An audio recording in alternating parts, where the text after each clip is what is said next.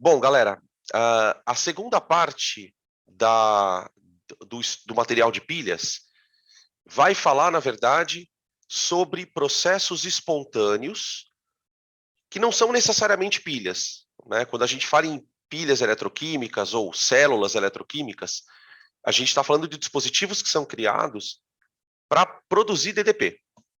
Então, aquilo que a gente vê na parte de geradores, né? A famosa força eletromotriz, ela surge, aqui nesse caso, a partir de uma reação redox. Então, você tem um cara perdendo elétron e o outro ganhando elétron. Então, esse processo de perda e ganho de elétron faz com que o elétron seja acelerado. Em última análise, é isso. Então, existe aqui um campo elétrico criado porque um cara está oxidando e um cara está reduzindo. É basicamente isso, tá?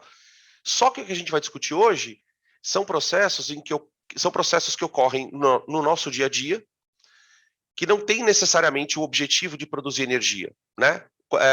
Qual é o grande problema? A gente tem uma sociedade muito dependente do uso de metais, por conta da construção civil, a indústria. Não dá para discutir a importância dos metais. Só que os metais, eles são suscetíveis a corrosões, a sofrerem processos de corrosão.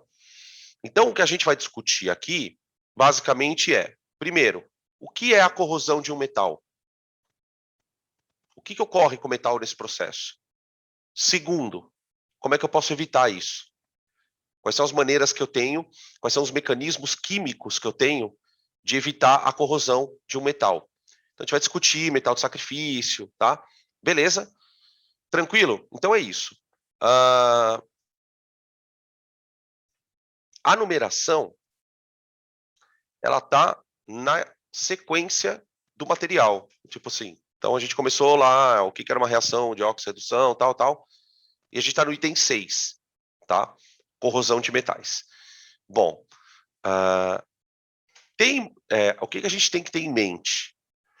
Toda vez que o metal corrói, o que está acontecendo é um processo espontâneo, né? Então, a gente pode, de uma maneira bem conveniente, comparar a corrosão a uma pilha, né? De forma nenhuma nós estamos dizendo que a corrosão é uma pilha, porque ela não está produzindo energia. Mas os eventos que ocorrem numa pilha, espera-se que ocorram numa corrosão de metal, tá? Beleza? Espera aí que tá entrando gente aqui.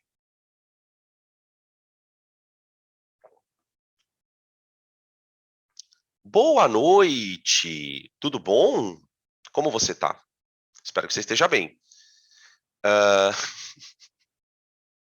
Continuando. Então, lembra que numa pilha, você tem dois eventos ocorrendo ao mesmo tempo, né? Uma espécie oxidando, que seria na pilha o ânodo, e uma espécie reduzindo, que seria o cátodo, certo? Então, aqui no nosso desenho, deixa eu me ajeitar aqui. Aqui no nosso desenho, então, para quem não veio na aula de ontem, ou que não assistiu a aula de ontem, e nem a de hoje à tarde, eu estou de aurora boreal, ok? Só para constar, beleza? Gostei desse fundo aqui. E fui apoiado aqui. Então, olha só. Aqui você tem um pedaço de metal que está sofrendo corrosão, tá bom? É bem legal, né? Fica se mexendo, ó. Fica se mexendo aqui. Fica se mexendo. Anfã. Então, assim, ó. Aqui no metal, você tem uma região dele que está sofrendo oxidação. Tá vendo, ó? Que ele colocou aqui separado. Veja que ele colocou umidade, né? A umidade ela vai exercer um papel na corrosão bastante considerável, né? A gente observa que em ambientes onde há uma umidade maior, a corrosão ela pode acontecer de maneira mais pronunciada, né? É fácil a gente entender por quê. Daqui a pouco a gente comenta. Então você tem umidade, tem o metal, né? Só que para o metal corroer, Como a corrosão envolve um processo de perda de elétron, então aqui você tem um exemplo, ó, da oxidação do ferro. Né? E uma coisa interessante da gente perceber é o seguinte, ó. Então você tem entre aspas, né, ânodo, tá?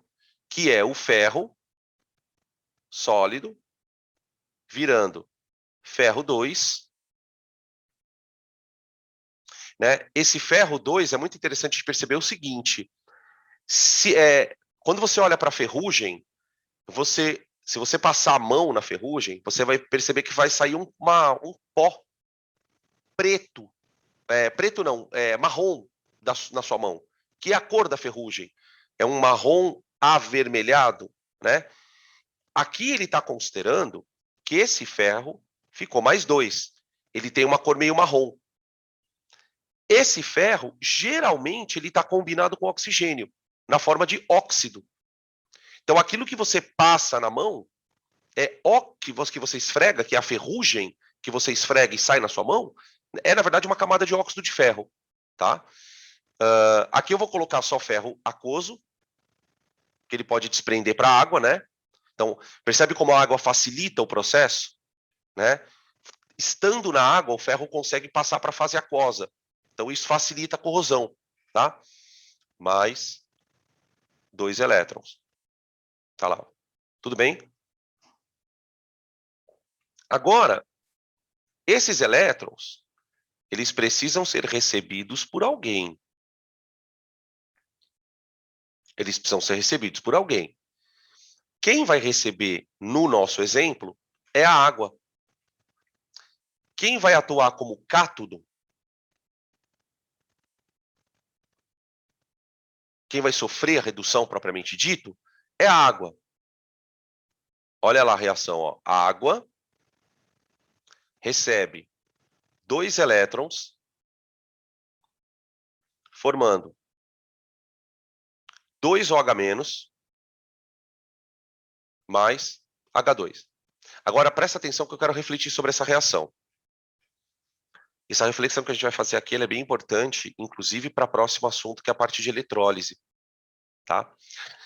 Veja, vamos considerar de maneira simplificada que a água, na verdade verdadeira, é um H+, unido a um OH-. Tudo bem? Quando essa ligação quebra aqui, ó, o hidrogênio ele sai sem elétron. Então, tenta entender essa reação da seguinte maneira. O ferro, ele libera 2 elétrons. São os elétrons que o ânodo solta, tá? Esses elétrons, eles vão ser recebidos, na verdade, pelos H+ da água. Então, você tem aqui 2 águas, ó.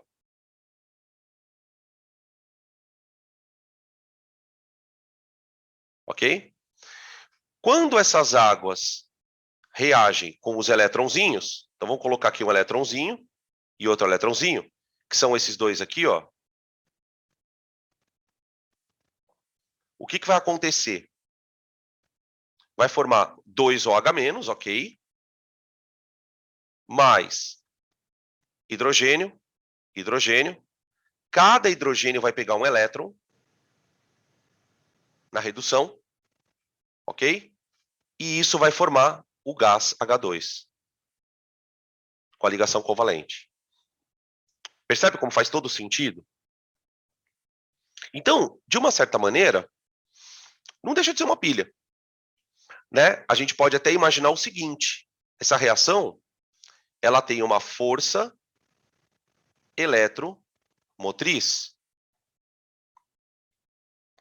Então, você tem um potencial de oxidação do ferro,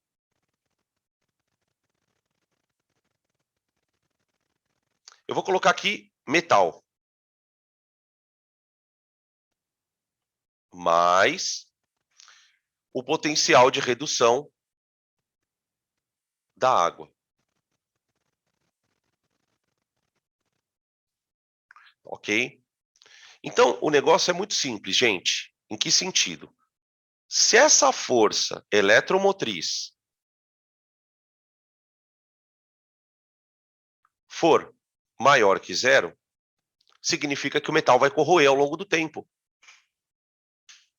Basicamente, o metal vai corroer ao longo do tempo. Por quê? Porque se a força eletromotriz é positiva, a reação é espontânea. A reação é espontânea. Faz sentido? Então, ó, se a força eletromotriz é positiva, corrosão espontânea.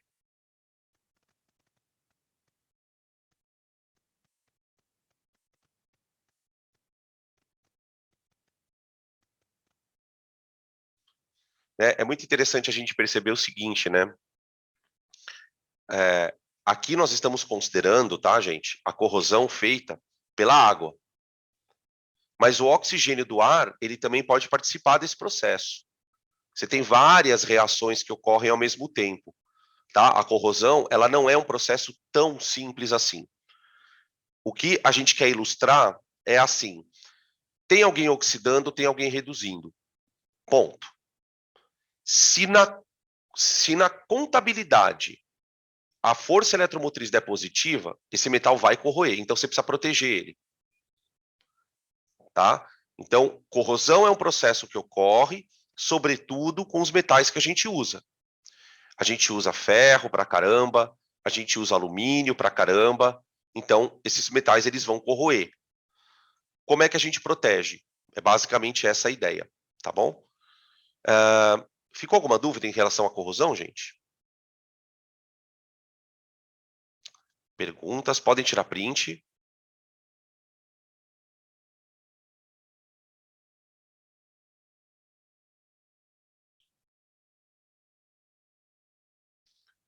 Beleza. Vamos continuando.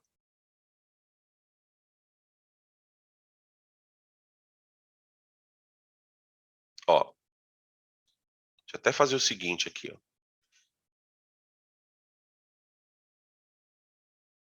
Ó. Lembra que eu falei das reações que ocorrem? Olha aqui, ó, gente. Perdão. Aqui você tem possíveis cátodos reagindo. O oxigênio do ar, na presença de água, ele forma OH. A própria água reduzindo, formando hidrogênio e OH também. Beleza? E se o ambiente estiver um pouco ácido, suponha que o ambiente esteja um pouco ácido, olha o que acontece ainda. O H+ livre do ambiente pode reagir. Então, percebe como o negócio é meio complicado? Né? Essa transferência de elétrons, ela não gera corrente elétrica dentro do metal. Não dá para a gente dizer que ela gera corrente elétrica no metal, porque a gente não sabe exatamente aonde está acontecendo, né? Isso aqui, como é um esquema, eu não posso imaginar que o ferro daqui reage com a água necessariamente daqui. Né? Não dá para a gente quantificar isso. É muito microscópico. O que eu sei é que eu não consigo aproveitar essa corrente. Eu não consigo. Não consigo botar uma lâmpada ligada aí, né? Que seria a ideia, né? De você basicamente ligar uma lâmpada. Então precisaria que essas coisas ficassem separadas fisicamente. Né? Que a ideia genial da bateria, ou melhor, das células, né? Das pilhas, é justamente separar fisicamente. Aqui não tem como a gente separar. É que nem aquela reação da aula, né? A primeira reação que a gente trabalhou na aula, em que o zinco reagia com o cobre 2, mas o cobre 2 estando na solução. Então, quando o cobre 2 estava na solução, eles estavam trocando elétron ali dentro. Então, não tem como se aproveitar aquela corrente. Né? Beleza? Bom, continuando.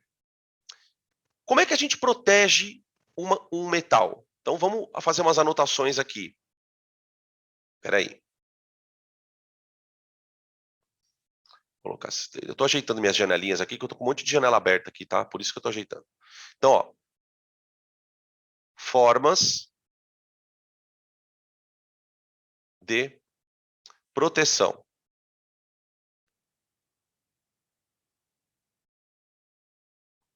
Você tem três grandes maneiras de você proteger um metal de corroer. Uma delas é pintar o metal. Pega uma tinta óleo, que é a tinta óleo, ela é feita, na verdade, de um polímero. Né? O polímero está no estado líquido. Quando você passa no metal, ele gruda e forma uma camada, um filme. Né? É uma proteção mecânica. Então, uma proteção mecânica.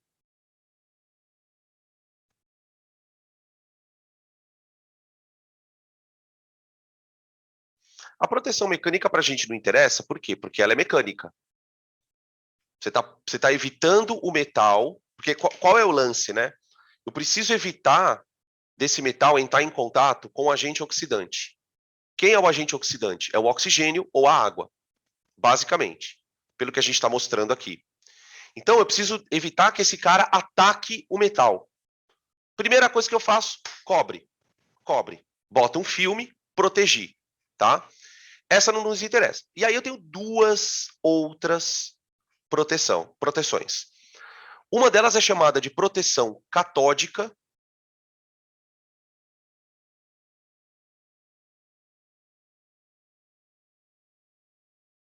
E a outra é chamada de proteção anódica.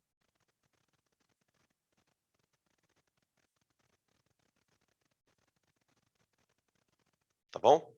E isso aqui gera uma confusão danada. Danada. Porque, tipo assim, como assim? O que é uma proteção anódica? Uma proteção catódica? Bom, em termos objetivos, onde é que está o metal de sacrifício? O metal de sacrifício, ele executa uma proteção catódica.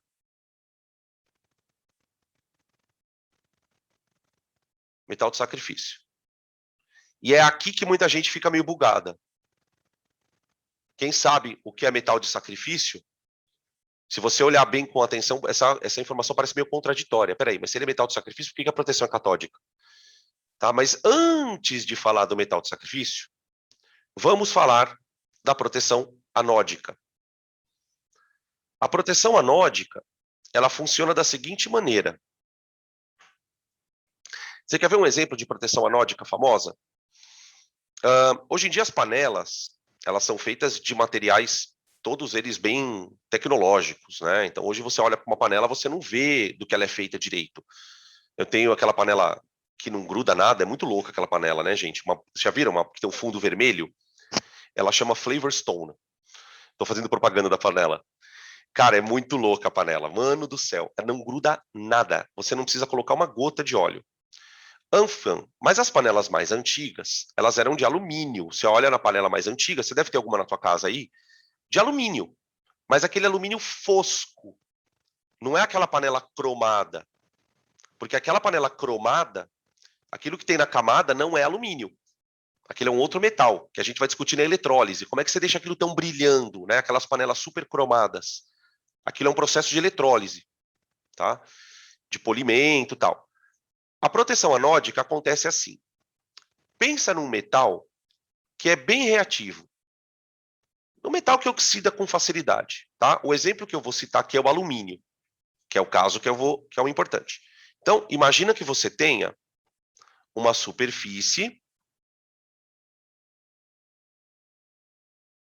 de alumínio. Beleza? Vocês sabem que o potencial de oxidação do alumínio é mais 1,66. Tá? Ou seja, ele gosta muito de oxidar. Por outro lado, aqui no ambiente você tem O2, que é um bom agente redutor, né? Então, é um agente oxidante. Um agente oxidante. Então, quando o alumínio é atacado pelo oxigênio,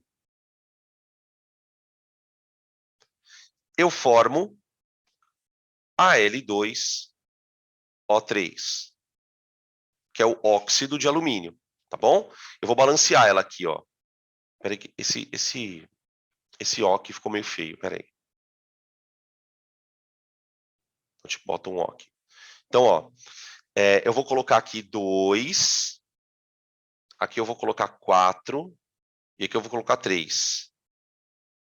Tá bom? Agora, olha só. O que eu formei? Al2O3, que é um sólido. É um óxido. Adivinha aonde esse óxido fica?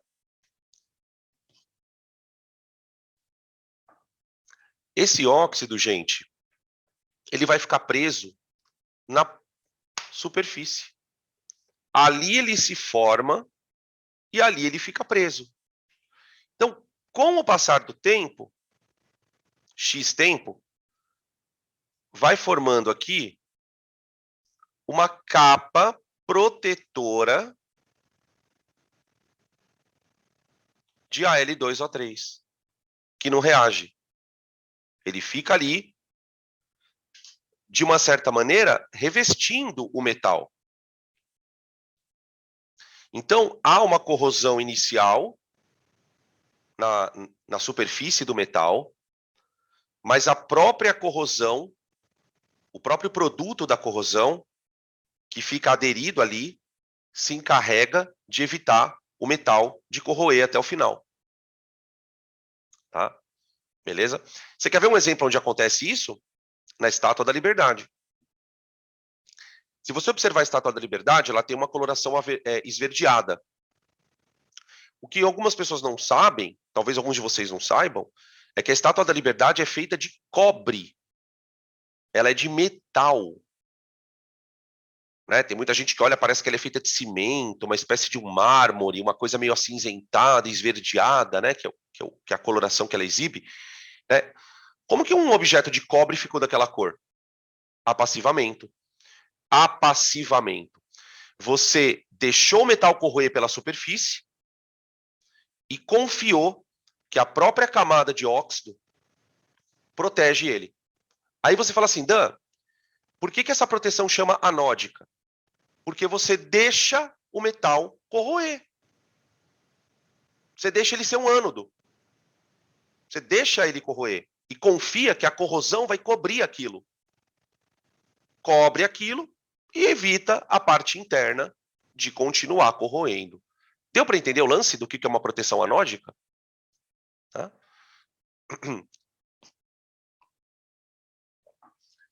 Se você olhar para as latinhas de refrigerante, de cerveja, das bebidas que vem lá nas latinhas, você vai perceber que o alumínio daquela latinha é fosco. Ele é fosco. Aquela coisa fosca dele é justamente a Al2O3, que se deposita ali. E impede da latinha de enferrujar. Tá? Beleza? Bom, essa é a proteção anódica. Ela não cai muito. Ela não cai muito. Qual proteção cai? A catódica. Né? Aí eu vou voltar na aula passada, onde a gente fez uma discussão, acho que nos dois momentos, acho que foi nos dois momentos, do cátodo, né? Lembra que eu falava para vocês, galera, o cátodo é aquilo da pilha que você pode trocar por grafite. Por quê? Porque ele não vai reagir. Alguém vai usar ele como apoio. Né? Se você lembrar da nossa pilha que nós usamos lá na aula, o cobre 2 grudava no cátodo, que por coincidência era de cobre também, mas eu podia trocar. Então, cátodo, de uma certa maneira, olha a malandragem, cátodo, de uma certa maneira, vai lembrar coisa que não reage, a coisa passiva. No processo de oxidação, ela não está reagindo. Então, qual é o segredo? É eu tornar esse metal inerte. Então, eu quero proteger o ferro da corrosão? Quero. Então, eu vou torná-lo inerte ao ataque do oxigênio. Só que aí tem um problema. Por quê? Porque essa reação, ela tem um ΔE positivo. Concorda? Como é que eu vou evitar... Veja como é lógica a coisa, gente. Como é que eu vou evitar que o oxigênio ataque o ferro? Só tem um jeito. Eu tenho que oferecer para o oxigênio um metal de tal maneira que o ataque a esse metal seja mais espontâneo do que o ataque ao oxigênio. Então, tipo assim, eu vou atacar o oxigênio. O meu ataque no oxigênio é espontâneo. Se eu botar na frente dele um outro metal cujo ataque seja mais espontâneo, ele vai reagir. E aí ele vai tornar o ferro um cátodo. Ele torna o ferro inerte à corrosão. Por isso, o metal vai chamar metal de sacrifício. Porque ele vai oxidar para que o ferro, ou quem quer que seja, não sofra o processo. Tá? Beleza? Eu vou mostrar para vocês no outro slide ali. Podem tirar print desse aqui, gente?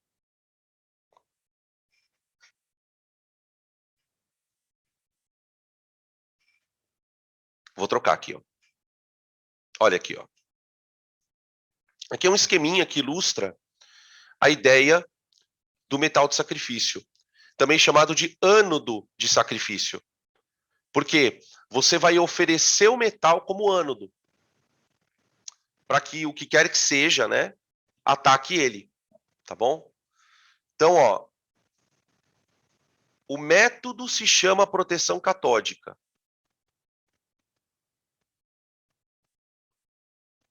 Tudo bem? Como é que funciona? Aqui eu tenho uma tubulação pela qual vai passar água.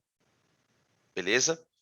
Então, qual é a ideia? Essa tubulação, ela vai ser feita de um metal, provavelmente, que não é muito nobre. Ninguém vai fazer uma tubulação com metal que seja nobre. Então, é de se esperar, por exemplo, que esse metal, ao longo do tempo, oxide. Né? De pensar que as tubulações já foram feitas de chumbo, viu, gente? Tubulação de água já foi feita de chumbo. Olha o perigo. Né? Porque o chumbo vai oxidando. E qual é o problema de um metal quando ele oxida? Ele vira íon. Então, qual é a situação, gente? Por que a oxidação é perigosa? Quando a oxidação ocorre na água, esse metal vai para a água. Ele vai para a água. Então, você começa a ter água contaminada com íon. E é íon de metal pesado, por exemplo. Se é um encanamento com muito ferro, né? Você pode ter um problema de superdosagem de ferro no sangue, chumbo, tá? Bom, enfim. O que os caras fazem? Eles ligam um fio conectado a uma placa de um outro metal. Outro metal. Perceba o seguinte, na hora que ele põe o metal aqui, esse metal é o ânodo. É o ânodo. Tá? Ou seja, o que o cara está fazendo, né? Ele está pegando o tubo e está construindo uma pilha com o tubo. Percebe? Ele bota um metal aqui de alto potencial de oxidação. Fala se isso não é uma pilha. Tem até a ponte salina aqui, ó. O solo. Tem até a ponte salina, gente. Ou seja, é uma pilha. Então, o que vai acontecer? Aqui dentro vai passar água.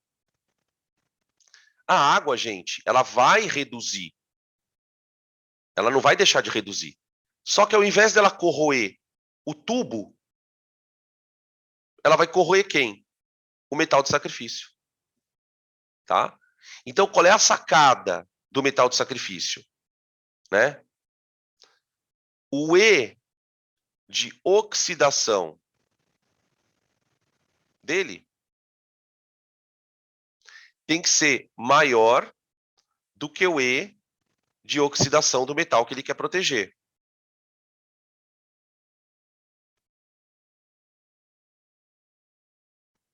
Ânodo de sacrifício. Tá bom?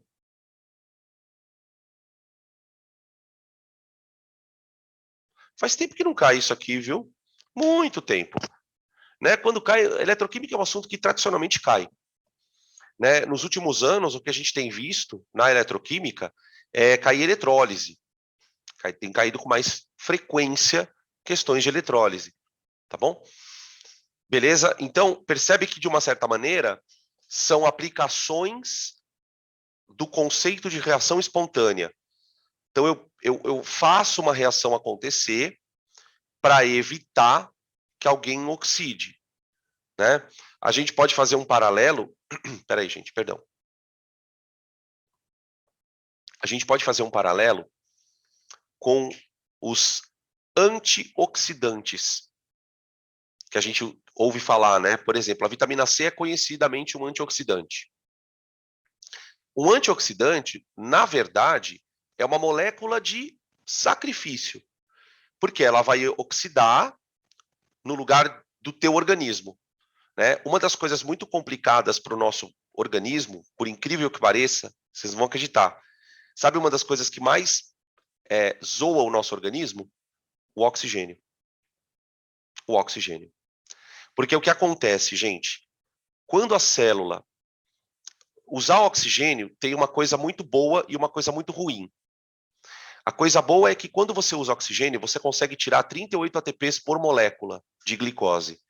Isso, do ponto de vista evolutivo, é fantástico. Por quê? Porque é um ser vivo que consegue tirar muita energia das coisas. Então você pode ser grande, você pode ser predador. Percebe como o oxigênio ele é absurdamente vantajoso para a vida? Só que tem um problema. Quando a célula opera 24 horas por dia consumindo oxigênio, ela vai gerar dentro dela substâncias ou espécies chamadas radicais livres. Existe uma expressão que vocês vão ouvir falar na bioquímica, quando vocês forem fazer faculdade, que é o estresse oxidativo. O estresse oxidativo é uma condição em que a célula começa a entrar em estresse porque ela está usando muito oxigênio. Então, o que acaba acontecendo? O oxigênio, por ser um agente oxidante, ele vai detonando coisas. O que a gente faz para combater isso? Então, ele pode oxidar. Imagina, por exemplo, o prejuízo que é se uma membrana sofre oxidação. Destrói a funcionalidade da membrana, acabou com a célula. Então, o que um antioxidante faz? Ele faz um papel de sacrifício. É uma substância que tem um alto potencial de oxidação, que está lá perambulando. Está lá perambulando no meio, na célula. Então, a hora que o oxigênio entra, ou o agente oxidante entra, ele vai e ataca aquela substância. Tá? É muito louco fazer esse paralelo, porque é bem isso. É bem essa ideia. Tudo bem? Então é isso. Deixa eu ver se tem mais alguma coisa para comentar aqui. Ó.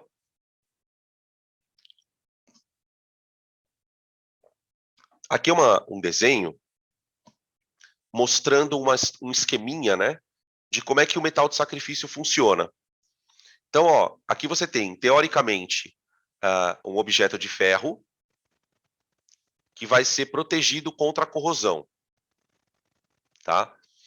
Para proteger o ferro contra a corrosão, eu grudo nele o zinco, que é um metal de oxidação mais alto, o potencial de oxidação do zinco. Tá? Aqui tem uma gotinha d'água, então ambiente propício, oxigênio, maravilha, tá tudo ideal, ó. Então, rolou uma pilha. Rolou uma pilha, né? O zinco corroendo, corroendo, corroendo. E, ó, indo para a água. Aquilo que eu estava falando para vocês, né? Que a água vai contaminando. Né? E o ferro, que era o que estaria supostamente sendo corroído, não está acontecendo nada com ele, ó lá. Ele é um cátodo. Mas alguém está reduzindo. Aqui ele colocou oxigênio com a água, tá vendo? Ó? Tá? Beleza? Que é basicamente isso que... Então, o que a gente vai descobrir, né? Uma conclusão que a gente acaba chegando aqui. O que acontece quando você dá para a natureza 2 caminhos para seguir? Ela só vai seguir um. Aquele que for mais espontâneo. Né? Por que a oxidação ela é seletiva? Né? Por que é o zinco que corrói? Porque o processo é mais espontâneo do que o processo do ferro. Se você tirar o ferro, o zinco dali, ok. Não tem quem atacar, eu vou atacar aquilo ali. Tá bom? Alguma pergunta, gente? Aqui tem algumas questõezinhas que não são ainda de sala para a gente fazer, tá bom? Bem rapidamente, assim, para a gente discutir juntos. Ó, aqui uma tabela de potenciais padrão. Lembra que a gente discutiu muito aquela história do padrão, né? Potencial padrão é um potencial que foi medido numa condição determinada. O potencial padrão, gente, ele vem com essa bolinha aqui em cima, tá? Ó. Mas não estressa com a bolinha, não tem nada demais na bolinha. Então, potencial de redução, ó. Potencial de redução da prata. Observe uma coisa, né? Quando a gente estudou potencial, eu tinha dito para vocês que existe potencial de oxidação e redução. Nos exercícios, ele vai dar quase sempre o potencial de redução. É meio que um padrão deles. Olha, quando você for dar o potencial, você dá o potencial de redução. Só que a gente sabe que trocando o sinal, eu tenho o de oxidação. Tá? Trocando o sinal, eu tenho o de oxidação. Então, ele fala lá, ó, quais metais podem ser utilizados como ânodos de sacrifício para evitar a corrosão do ferro? Então, é só escolher, ó, o potencial de oxidação do ferro.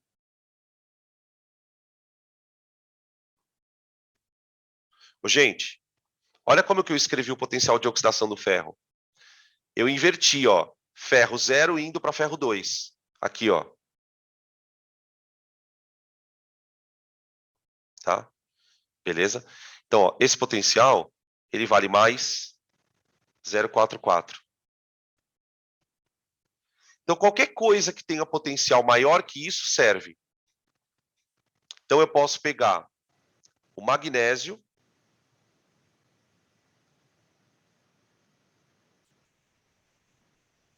que tem um E de oxidação, mais 2,37. Opa.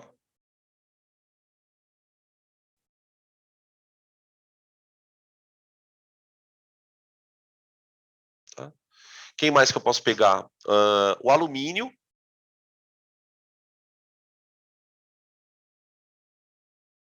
Claro que a escolha tem a ver com preço, viabilidade de você obter o metal, tem uma série de outras questões, tá, gente? Nem sempre a gente escolhe o que tem maior potencial. E eu também poderia pegar o cálcio. Por exemplo, o cálcio seria o último que eu vou escolher. Porque, gente, o cálcio, ele oxida violentamente. A oxidação dele é muito rápida. Não valeria a pena. E outra coisa, a oxidação do cálcio produz hidrogênio, tem perigo de ter explosão, mas a gente está pensando em termos de potencial, tá? Então, pensando em termos de potencial, eu quero esses três. Pronto. Tá aí. Tranquilo? Acho que também não cai muito, porque não tem muito o que falar, né? É basicamente isso aí, pronto, e deu, né? Beleza, vou trocar. Vou passar para o próximo. Tem acho que umas 3 questões aqui, viu, que eu separei. Só para a gente depois entrar nos exercícios mesmo, tá? Vamos lá. Aqui uma outra, ó, de metal de sacrifício. Na proteção catódica de um encanamento subterrâneo de ferro, a tubulação é conectada a blocos de outro metal enterrados sob o solo, tal como o magnésio ou o zinco. Na figura ao lado, a tubulação é conectada ao magnésio. Explique como funciona esse tipo de proteção, por que os blocos de magnésio devem ser substituídos ao longo do tempo, e o que ocorreria caso a tubulação fosse conectada a um metal com maior potencial de redução? Então, vamos por partes, né? A gente já explicou, né? Então, eu vou meio que fazer um resuminho aqui. O metal de sacrifício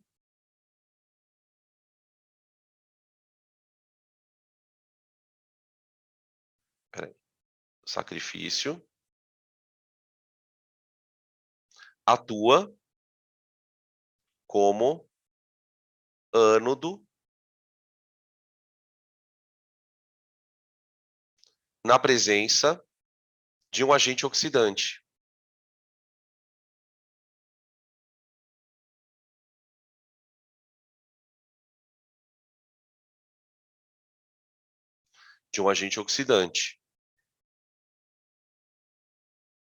Evitando assim a corrosão do metal. Evitando assim a corrosão do metal.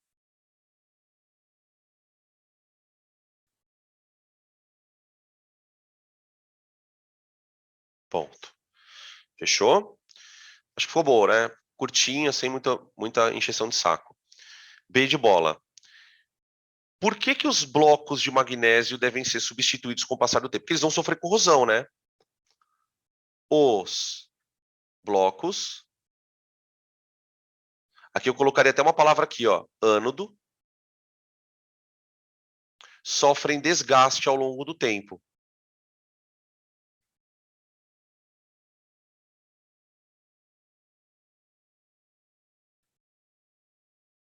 Quando você põe ânodo ali, o cara já, o examinador, né?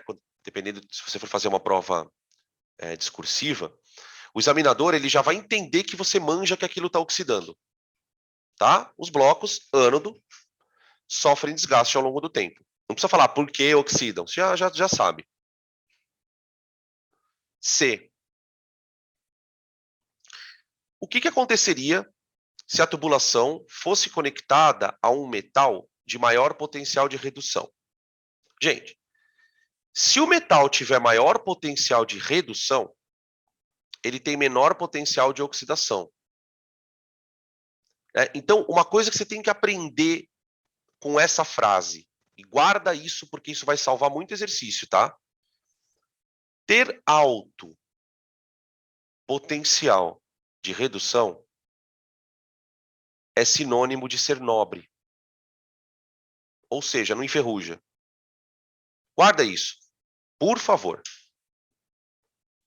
Porque aí você imagina o que está acontecendo. Então, quer dizer, a pergunta é a seguinte: o que aconteceria com essa tubulação se ela fosse conectada a um metal tipo ouro?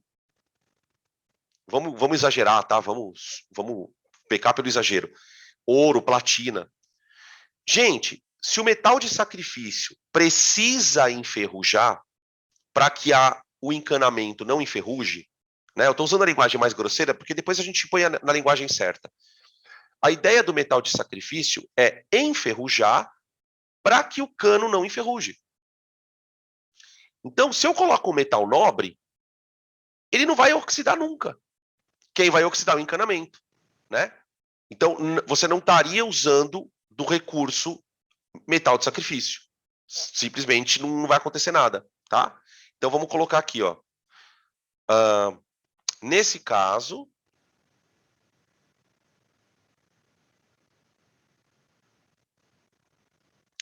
a tubulação sofrerá oxidação.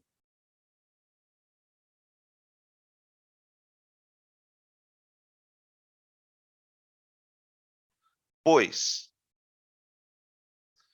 o metal conectado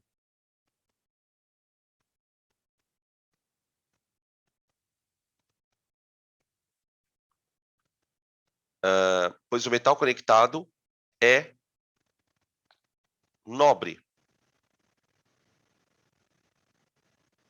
Pronto. Tá? Tranquilo?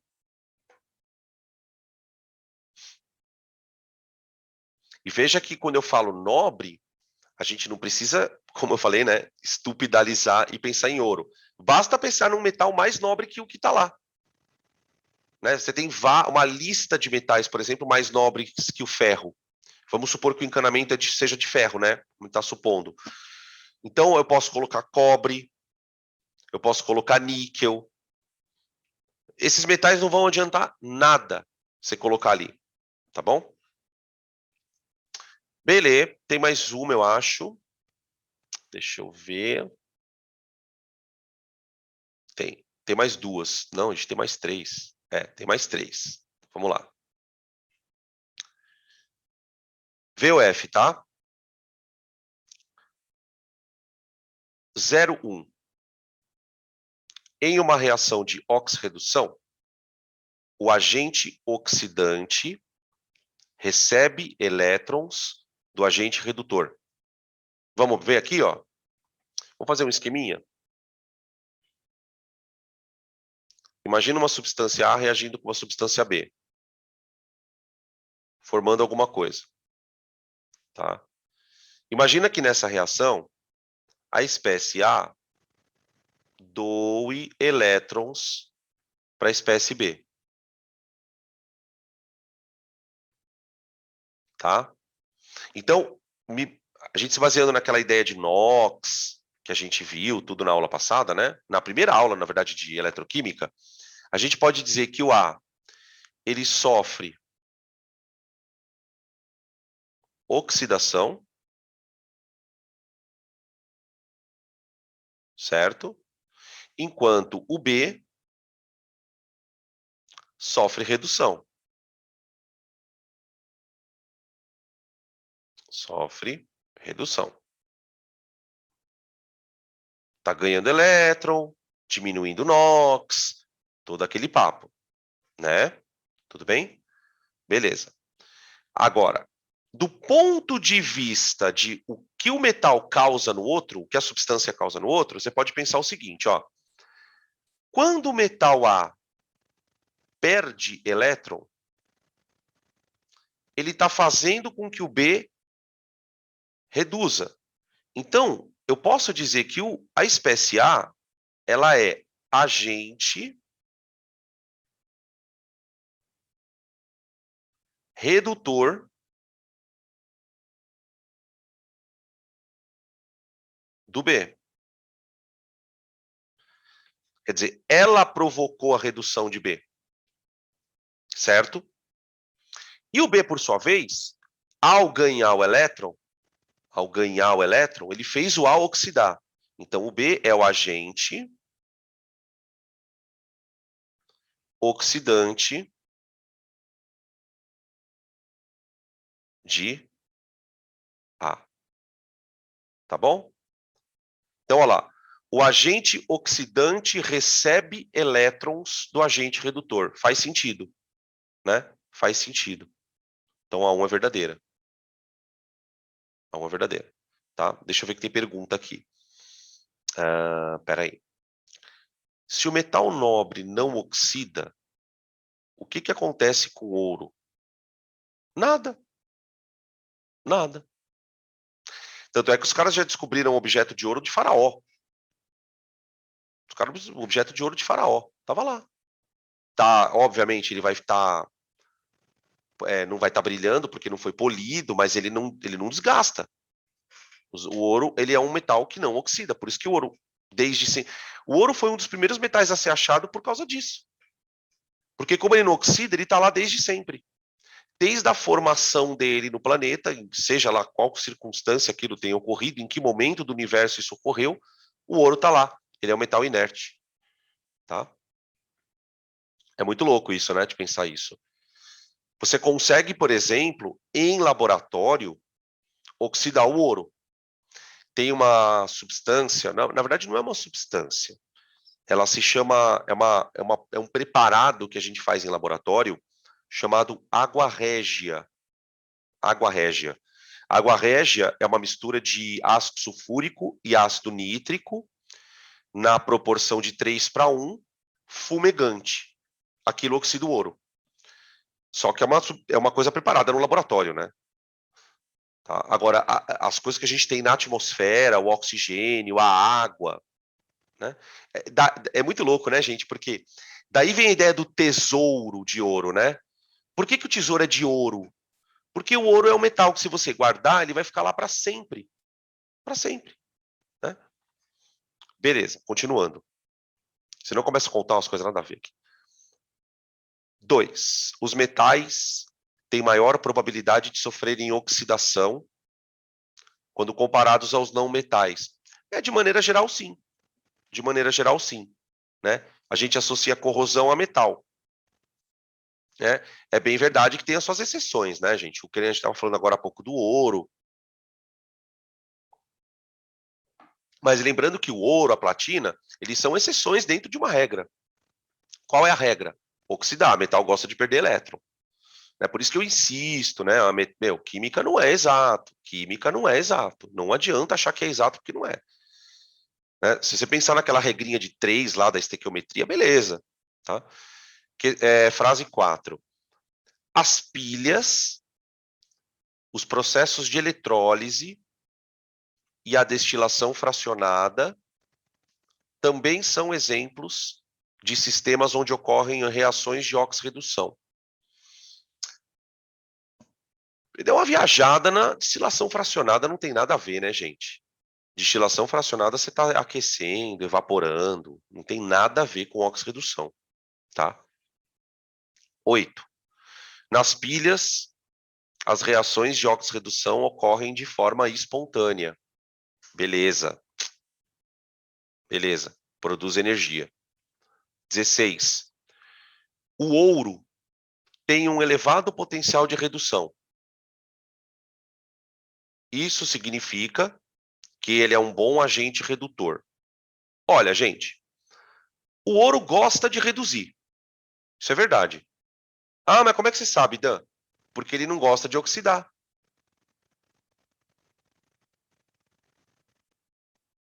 Ele não gosta de oxidar.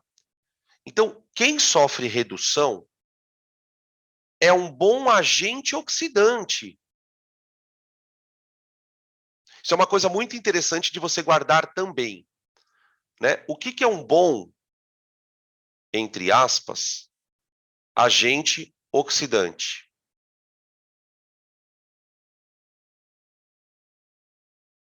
É alguém que tenha elevada capacidade de arrancar elétron, não é? Porque se ele é um agente oxidante eficiente, ele é um bom arrancador de elétrons. Então ele tem um alto potencial de redução. Então, por exemplo, o Enem já fez umas 2 ou 3 vezes esse tipo de pergunta. Qual que é o melhor agente oxidante? Ou coloque as espécies de acordo com o poder oxidante. Tem esse monte, várias vezes tem esse tipo de pergunta que você trava. O que é ser bom oxidante? É ter grande capacidade de arrancar elétron. Tá bom? Então, assim, o ouro tem um potencial de redução alto? Tem. A gente viu na tabela que o potencial de redução do ouro é perto do cloro, gente. Eu lembro que alguém, inclusive, da aula chamou atenção, falou, nossa, puta, mas metal perto do cloro? Exato. Tá bom? Agora, aí, então, ele é um bom agente oxidante. Fechou? E o que é um bom agente redutor? É um cara que entrega elétron com facilidade. Um bom agente redutor é o cara que tem facilidade para perder elétron. Então você vai escolhê-lo pelo potencial de oxidação. Tudo bem? Guarda isso, porque isso é precioso, cara. Tipo assim, se você entender, você não esquece mais. Tá? Mas a princípio, guarda. Até você. Ah, puta, tô entendendo, tá? Consegui pegar a ideia. Tá? Ok. Então, tá falsa a 16. Então ficou a 1, a 2 e a 8. São as verdadeiras. Tá bom? Beleza? Vamos mais um aqui? Ó. Ah, não. Esse aqui eu não vou fazer, não, porque tem um parecido lá na lista. Eu vou fazer esse aqui, ó. Esse aqui é legal. Ele fala assim, ó. Isso aqui é um exercício padrão de pilha. É o exercício padrão que eu digo não é nem fácil, nem difícil. É um exercício que tem, tipo, tem vários tipos desse daqui. Ou seja, você precisa saber fazê-lo, né? Então ele fala assim, ó, em uma pilha galvânica, um dos eletrodos é composto por uma placa de estanho imersa numa solução de estanho 2. Nota que ele deu a concentração da solução, tá vendo? Para nós não serve para nada isso, tá? A gente não trabalha com concentração no ensino médio. Tá, continuando. E o outro é composto por uma placa de lítio imersa numa solução de lítio. Então você tem isso aqui, ó. Você tem uma plaquinha de estanho e aqui você tem os íons estanho 2 na água. E aqui você tem uma plaquinha de lítio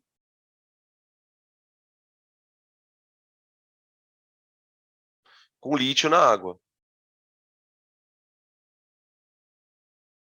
Tá aqui. Beleza. E aí, assim, né? Tem uma ponte salina aqui, tem alguma coisa. Mas não importa muito. Isso é uma outra coisa que a gente tem que aprender nos exercícios de pilha, é o seguinte. Você não pode querer toda hora enxergar uma pilha inteira no exercício. A gente tem que aprender a filtrar as coisas. O que você precisa se concentrar na pilha? Quem oxida, quem reduz. Acabou. Tá? Para saber de onde sai elétron, que placa corrói, e a coisa vai por aí. Bom, aí eu vou, antes de ler as afirmações, eu vou olhar para os potenciais. Então, vamos chamar a atenção para o potencial de redução dos dois. Pelo potencial de redução, a gente percebe que os dois são negativos. Tudo bem. Mas isso não significa que eles não vão reduzir. Aí é que tá. Quem vai reduzir é aquele que for maior. O que nesse contexto significa ser menos negativo. Então, este é o nosso amiguinho que vai reduzir. Ele é o cátodo. Ele é o cátodo. Tudo bem? Então, o que na minha cabeça começa a surgir? Eu começo a imaginar o seguinte. O lítio que está na placa, ele vai virar lítio mais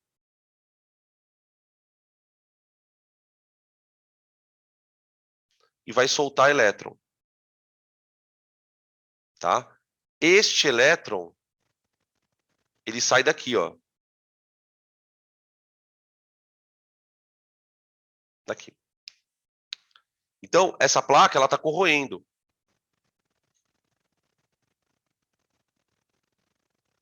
Ó. Ela vai perdendo lítio, perdendo lítio. Tá? Isso pelo potencial. Pelo potencial.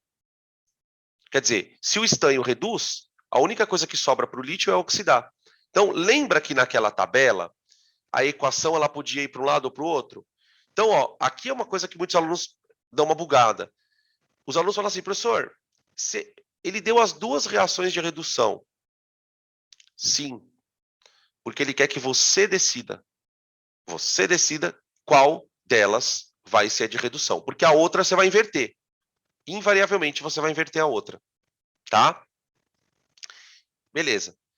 A equação do cátodo, então isso aqui seria o ânodo da pilha, o polo negativo.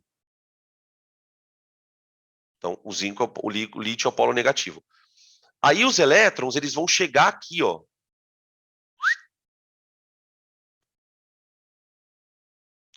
E aí o estanho da solução, plá, gruda aqui.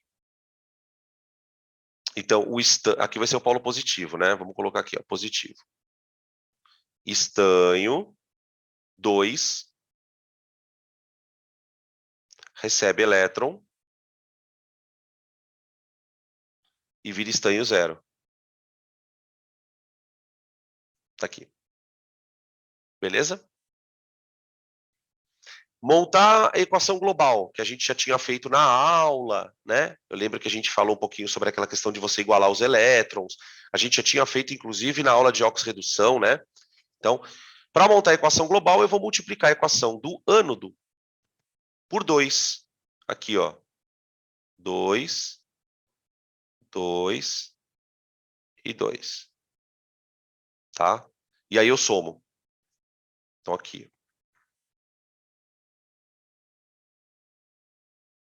Beleza. Então, fica 2 lítios mais estanho 2, dando... Aqui eu cancelo os elétrons, né? Ó, tá? 2 lítios, 1 mais estanho. Olha lá, o estanho reduzindo, como tem que ser, né? Pelo potencial. E o lítio oxidando. Estão percebendo? Já vamos aproveitar e calcular a força eletromotriz da pilha? Que daí a gente vai olhando nas alternativas. Tá? Os exercícios de pilha, eles são meio repetitivos nesse aspecto também, tá? Então, ó, ΔE da pilha é E de oxidação mais E de redução. Quem oxida é o lítio. Então, para o lítio, eu vou trocar o potencial. Esse aqui, ó. Opa, perdão. Aqui, ó. Eu vou trocar o sinal dele, ó. Como ele está oxidando, ele vai virar positivo. Então, o que, que a gente percebe, né? Aquele ditado, uma andorinha só não faz verão. Quer dizer, o potencial do estanho é negativo, mas o do lítio é tão positivo que acaba compensando, ó. 0,14. Olha lá. Tá bom? Então, vai dar o ΔE da pilha é igual a 2,9? Acho que é isso. Volts. Confere aí para mim. Tá? Percebe que eu fiz tudo isso sem ler o enunciado, assim, tipo, as perguntas, né? Então, isso é uma coisa que você precisa perceber. Você não precisa nem escrever isso na prova, óbvio que você não vai precisar, mas você tem que ter essa capacidade. Olhou, já decide quem oxida, quem reduz, já pega os potenciais, soma e já vai fazendo as alternativas, tá bom? Principalmente nessas questões de VUF, né, que, por exemplo, não é uma tradição dos vestibulares muito grandes fazerem esse tipo de coisa, mas um ou outro vestibular ainda faz, tá? Vamos lá. Frase 1. O estanho cede elétrons para o lítio. Falso. É o lítio que oxida. É ele que perde elétron. O eletrodo de estanho funciona como cátodo. Aí sim, ele reduz. Ele reduz. Reação global está igual à nossa. A gente conseguiu chegar nessa equação. O lítio oxidando, né? De 0 para mais 1. E o estanho de mais 2 para 0. Então, fechou. No eletrodo de estanho, ocorre oxidação. Não, não, não, não. A DDP teórica, que é a força eletromotriz, né? Vê que interessante essa expressão que eles usam aqui na química, né? Teórica. Isso, na verdade, é a força eletromotriz. Por que ele chama de teórica? É o que ela produz. É o que ela produz. Agora, obviamente, ela não vai fornecer aquilo, porque tem a resistência interna. Imagina, por exemplo, uma pilha desse tipo, né? Essas pilhas mais primitivas, como ela tinha uma resistência interna grande. Então, assim, a chance dela nem funcionar era enorme, porque a diferença de potencial que ela era capaz de gerar era muito pequena, tá? Então, verdade. Pronto. Então, ficou 2, 4, não, 2, 3 e 5. Alternativa E. Beleza?